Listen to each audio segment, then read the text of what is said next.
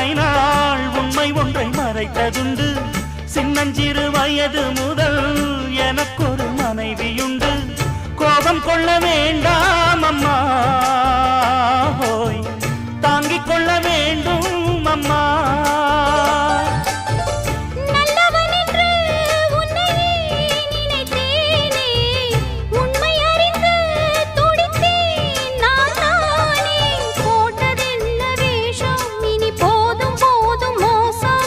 நான் சொன்ன சம்சாரம் எந்தன் சங்கீதம், இதை கண்டு கொள்ள முடியாமல் ஆர்ப்பாட்டமா?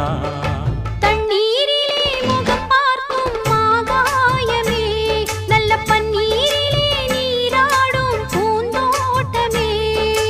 இன்னார்க்கு இன்னார்தான் சாமி சொன்னதம்மா, கல்யாணம் வைபோகம் தன்னால்